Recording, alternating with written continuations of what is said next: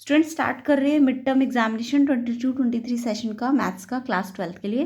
तो देखिए ये सीबीएसई का मिड टर्म एग्ज़ाम का पेपर है ये, ठीक है। तो इसे हम सॉल्व करने जा रहे हैं। इसका सेक्शन ए जो एमसीक्यूज़ वाला है वो हम करेंगे, उसके बाद सेक्शन बी सी होगा। तो ध्यान से देखेंगे और अपने आंसर्स भी बताइएगा कि आपने आंसर्स ठीक किए कि नहीं किए। तो इसमें जो फर्स्ट क्वेश्चन है सेक्शन ए का, देखिए क्या है, आपको फंक्शन दिया हुआ है आर टू आर यानी रियल टू रियल। तो आपको फंक्शन है 7x+10 और आपको पूछा है कैसा है, ये बाइजेक्टिव है कि इंजेक्टिव है या सर्जेक्टिव नहीं है, या इंजेक्टिव नहीं भी नहीं है सर्जेक्टिव भी नहीं है, या ना तो इंजेक्टिव है ना सर्जेक्टिव है। तो देखिए इंजेक्टिव मतलब 1 1 होता है और सर्जेक्टिव मतलब ऑन टू होता है, ठीक है। तो 1 1 और ऑन टू जब भी कोई लीनियर होगा ना, लीनियर फंक्शन, ये ध्यान रखेंगे। और अगर वो रियल टू रियल दिया है, ठीक है, यानी कि उसका एक्स भी जो डोमेन है एक्स वो भी रियल है और जो उसका को डोमेन है वाई वो भी रियल है, तो लीनियर फंक्शन में वो बाइजेक्टिव होता है, यानी कि वो 1 1 भी होता है और ऑन टू भी होता है। तो वैसे तो आप डायरेक्ट याद रखना, ठीक है, बट मैं इसे करके भी दिखा देती हूँ आपको। तो देखिए कैसे करते हैं इस क्वेश्चन को। अगर ये आपको फंक्शन दिया है 7x+10 और इसका जो x है वो भी रियल है, ठीक है, और जो y है वो भी रियल अगर, तो आप सबसे पहले इसको 1 1 चेक कर कैसे करते हैं। 1 1 का मतलब होता है कि एक x का क्या होगा, एक ही डोमेन होगा, दो नहीं हो सकते, ठीक है, या दो के सेम नहीं हो सकते, ठीक है। तो इसको चेक करने के लिए हमें क्या करना पड़ता है, पहले इसमें f(x) में आपको x1 रखेंगे, ठीक है, इसमें फिर x2 रखेंगे। उसके बाद आप चेक करेंगे f(x1) f(x2) के अगर इक्वल रखते हैं तो x1 x2 के इक्वल आ रहा है कि नहीं आ रहा। तो देखिए पहले तो 10 दोनों में से कैंसिल होगा और फिर जब ये बचेगा तो 7 भी कैंसिल हो जाएगा। तो x1 x2 के अगर इक्वल आ रहा है, अगर मैं ये लेके चल रही हूँ और ये इक्वल आ रहा है तो ये 1 1 है, ठीक है, या 1 1 को हम इंजेक्टिव कहते हैं। ऐसे ही ऑन टू चेक करने के लिए हम क्या करेंगे कि पहले तो y लेंगे, यहाँ से x निकाल लेंगे, y से x निकालेंगे, तो पहले -3 होगा फिर डिवाइड बाय 5 होगा तो x आ जाएगा, ठीक है। अब आपको पता है y क्या है, रियल है, तो आप इसमें एक एक स्टेप करिए। पहले -3 कीजिए y में से तो वो भी रियल ही आएगा, फिर 5 डिवाइड कीजिए तो वो भी रियल आएगा। तो यानी कि x भी क्या आ जाएगा, ये x ही तो था, तो ये भी क्या आ जाएगा, रियल आ जाएगा, है ना। तो अगर ये रियल है यानी कि y का जो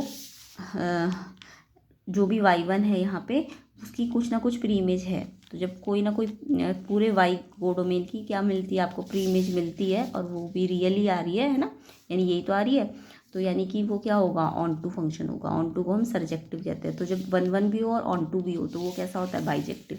तो इसका ए पार्ट ठीक है, ठीक है। नेक्स्ट क्वेश्चन देखेंगे, 2 sec inverse 2 + sin inverse half की वैल्यू फाइंड करनी थी आपको। तो देखिए इसको भी आप सॉल्व कर सकते हैं। तो यहाँ पे क्या है, 2 sec इनवर्स, अब देखिए 2 को आप लिख सकते हैं sec π/3 and plus sine inverse half को भी आप लिख सकते हैं sin π/6। ये तो सबको ट्रिग्नोमेट्रिक टेबल याद होंगे, ठीक है। अब यहाँ से सेक कैंसिल, क्योंकि इनवर्स से सेक होगा तो कैंसिल हो जाएगा। यहाँ भी इनवर्स और फिर साइन है तो कैंसिल। यहाँ साइन इनवर्स है तभी हमने इस वैल्यू को हाफ को साइन की फॉर्म में चेंज किया, ठीक है। अब ये देखिए ये इससे कैंसिल तो ये 2π/3 बचेगा और ये इससे कैंसिल तो ये π/6 बचेगा। इसे सॉल्व करेंगे एलसीएम लेके तो 5π/6 इसका आंसर आएगा, बी ऑप्शन। नेक्स्ट क्वेश्चन देखेंगे, if function f(x) sin 5x/x continues है x=0 पे, तो आपको f0 पे इसकी वैल्यू फाइंड करनी है। तो देखिए कॉन्टिन्यूस का मतलब इसकी left hand limit right hand limit की क्या होती है, इक्वल होती है, ये तो सबको पता है। और उसके बाद वो जो f0 होता है उसके भी इक्वल आना चाहिए, ठीक है। लेफ्ट हैंड लिमिट क्या होती है, कॉन्टिन्यूटी की condition, left hand limit equal to right hand limit and साथ में जो फंक्शन है, जैसे यहाँ पे तो 0 पे है ना, तो ये तीनों इक्वल होना चाहिए, ठीक है।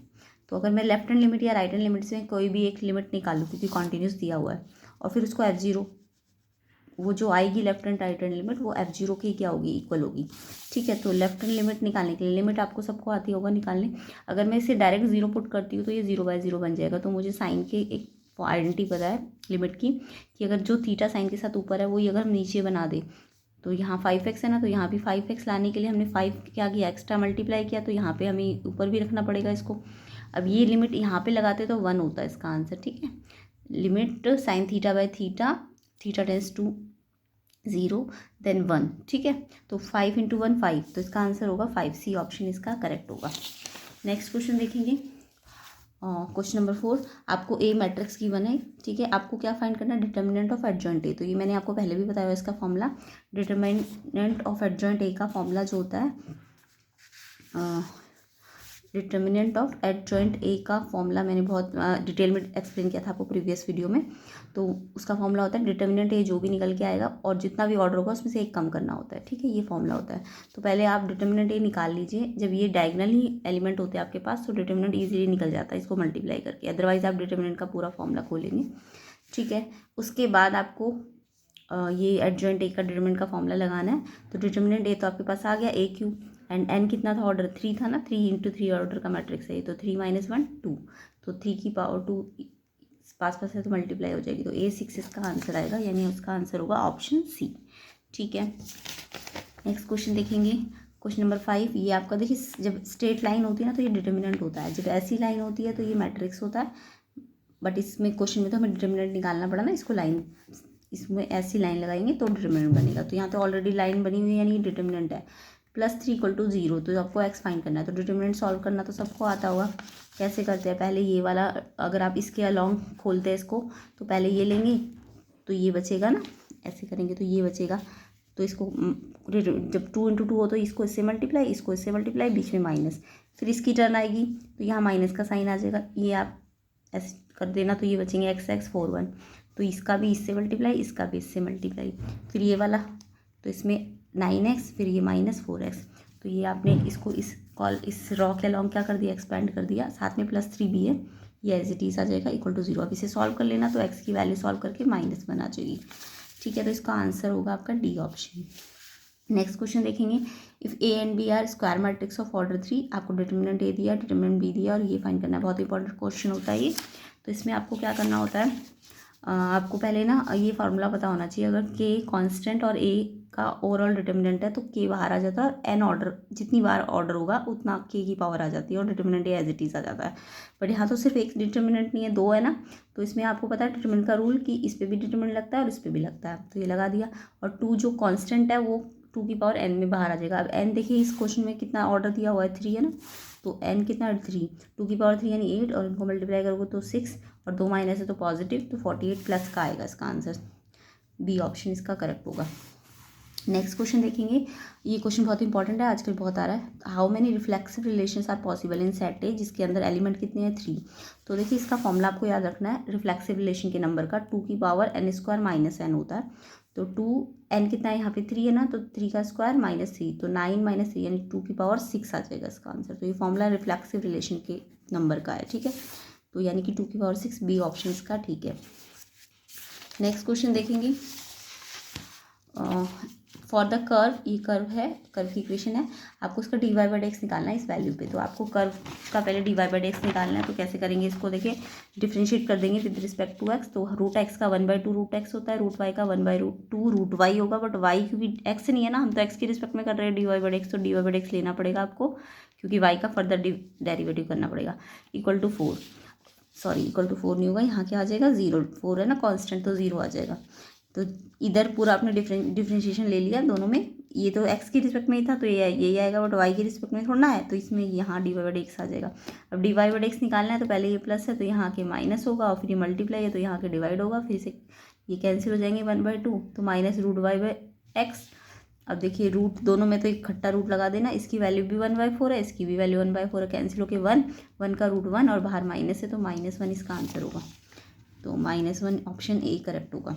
नेक्स्ट क्वेश्चन देखेंगे, डेरिवेटिव करना है cos² x का sin² x की रिस्पेक्ट में। तो देखिए जब भी एक फंक्शन का डेरिवेटिव करना हो दूसरे फंक्शन की रिस्पेक्ट में, तो x की रिस्पेक्ट में नहीं करना, इसकी रिस्पेक्ट में करना है, तो ध्यान से देखिए। तो मान लीजिए मेरे पास 2 फंक्शन है, एक है मान लीजिए y है cos² x और एक u फंक्शन है sin² x। आपको y का डिफ्रेंशिएशन किसकी रिस्पेक्ट में करना है, u की, यानी कि आपको dy/du निकालना है एक तरह से, y का डिफ्रेंशिएशन इसकी रिस्पेक्ट में करना था ना, तो यानी कि dy किसकी रिस्पेक्ट में, du की रिस्पेक्ट में। तो पहले आप इस फंक्शन को लीजिए, dy/dx निकाल लीजिए, कैसे करते हैं, 2 पावर cos², जब भी cos पे कोई पावर होती है तो पावर आगे आ जाती है, इसमें एक पावर कम हो जाती है, और फिर इसका चेन रूल से फिर से डिफरेंशिएशन करते हैं, cos x का क्या होता है sin x माइनस में, फिर ऐसे इसका भी करिए, इसमें भी वही लगेगा 2, पहले इसको x मान लीजिए, x पे 2 है तो 2 आगे, इसमें एक पावर कम, और फिर sin x का दोबारा से डिफरेंशिएशन, क्योंकि sin x नहीं है ना, तो चेन रूल लगा के cos x हो जाएगा। अब आपको मैंने क्या कहा, आपको dy/du निकालना है, ठीक है, तो आप कैसे निकालेंगे इसको, इससे क्या करना पड़ेगा, देखिए इसको इससे डिवाइड करना पड़ेगा, ठीक है, क्योंकि dy/du निकालना है तो आपको ये dx कैंसिल करना है ना, तो तो यानी कि ये चीज़ इससे क्या करनी पड़ेगी, डिवाइड करनी पड़ेगी। तो डिवाइड करेंगे तो ये कैंसिल हो जाएगा पूरा, जस्ट -1 बचेगा। तो ऐसे आपको एक फंक्शन का दूसरे फंक्शन के रिस्पेक्ट में क्या निकालना होता है, dy बाय अनदर फंक्शन की रिस्पेक्ट में निकालना होता है। तो इसको इससे डिवाइड करना है, ठीक है। तो इसका आंसर आएगा आपका -1, ऑप्शन डी करेक्ट होगा। नेक्स्ट क्वेश्चन नंबर 10 देख लेते हैं। इफ़ y आपको दिया log बेस ई x² अपॉन ई स्क्वायर, तो इसका डबल डेरिवेटिव आपको फाइंड करना है। तो देखिए पहले तो ये log बेस ई है ना, तो इसका तो कुछ मतलब नहीं, ई आप लिखिए मत लिखिए यहाँ पे। अब log की प्रॉपर्टी लगा दीजिए पहले सिंप्लीफाई करना है, फिर बाद में dy बाई dx निकालना है। तो पहले तो मैंने सिंप्लीफाई किया, तो आपको log की प्रॉपर्टी बताया, log m अपॉन n क्या होता है, log m अपॉन n होता है आपका log m minus log n, ये होती है log की प्रॉपर्टी, ठीक है। तो आप कैसे लिख सकते हैं, log m क्या है x² एंड n क्या है e², log e²। अब देखिए log की एक और प्रॉपर्टी होती है, log की, अगर log m की पावर n है तो ये n पावर कहाँ आ जाती है आगे, और log m बन जाता है, ये याद रखना आप। तो ये पावर आगे आ जाएगी log x चीज़, तो ये 2 पावर भी आगे आ जाएगी, log e बचेगा। अब आपको पता है 2 log e तो आपका क्या होता है, कांस्टेंट होता है ना। तो जब ये मैं डिफरेंशिएट करूँगी इसके बाद dy बाई dx करूँगी, तो 2 as it is log x का डिफरेंशिएशन क्या होता है 1/x है ना, और 2 log e तो कांस्टेंट है तो उसका तो 0 हो जाएगा। और अभी तो देखिए सिंगल डिफरेंशिएशन किया तो 2/x आएगा, बट जब मैं डबल डिफरेंशिएशन करूँगी इसका, तो 2/x का तो आपको पता है ना, 1/x का क्या होता है -1/x और 2 एक्स्ट्रा है, तो ये आंसर आएगा इसका -2/x²। तो ये आपका ऑप्शन डी में ठीक है, ठीक है। तो अभी आगे के क्वेश्चन हम नेक्स्ट वीडियो में करेंगे, तो चैनल को सब्सक्राइब भी कर देना, वीडियो को शेयर कर देना, और अपने आंसर्स भी बताइए कमेंट बॉक्स में कितने अभी तक आपने ठीक किए।